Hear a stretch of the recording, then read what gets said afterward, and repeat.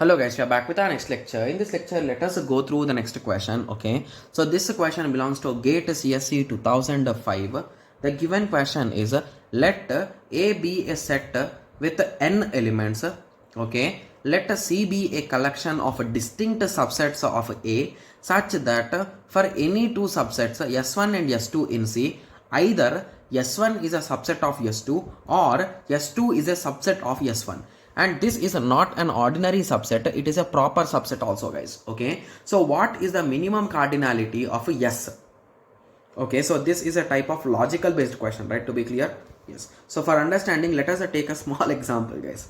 I don't know why I'm addicted with this small example. So let us assume the number of elements as 2. So 1 and 2, that's it, nothing more than that, right? Yes. So let A be a set with n elements, so the n is a 2.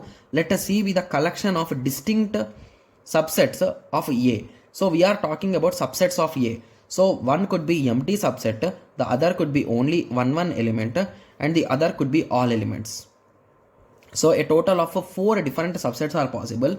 They are saying A such that for any two subsets S1 and S2, S1 is a proper subset of S2 or S2 is a subset of S1. So this pair is a 1, this pair is a 2. Okay. I think empty will also match with it, right? Or it's not possible. So I think it's not possible, right? Because where you can find the empty set? Wait. Empty set is a subset of everyone, right? Yeah. So this is a possible. Okay. Similarly, this and this is not possible. Okay. So this and this is already done. So this with everyone is possible, right? Because this is a subset of everyone. So a total of how many are possible, guys? So 1, 2, 3, 4, 5, 6. So a total of 6 are possible when we are using 2 elements. Okay, so I think there is no option matching. So first option says that it is a 2, second option says it is a 3, third option says it is also 3, fourth option says it is a 2. Okay, so what did I miss here, or what did I do wrong here, guys? Just give me a second. Is a collection of distinct subsets of A. So for this, if I write subsets, these are the 4 subsets, right? That's correct only, right? Yes. And they are saying A such that for any two subsets S1 and S2, either that or this should be satisfied. So 2 is here, yes, it is a subset. 1 is here, it's a subset. Empty set will be subset of everyone. I think I remember that problem, right? Yes, that's a statement, right? Yes. Okay, so the only thing which I am understanding here is so I think they are asking about only these sets, guys. So basically the sets in C should internally have this property, right? Yes. So A such that any two sets S1 and S2 in C. Okay, so if I take any sets they are asking, okay, so my understanding now has been changed. So let us assume in this way now.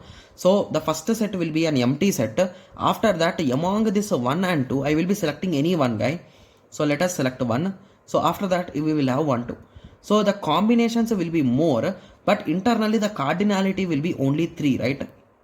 Yes, I think it will be better if we take some other case, right? Yes, so let us take 3 now, because I think we can eliminate option A and D, but we are not clear with B or D, right?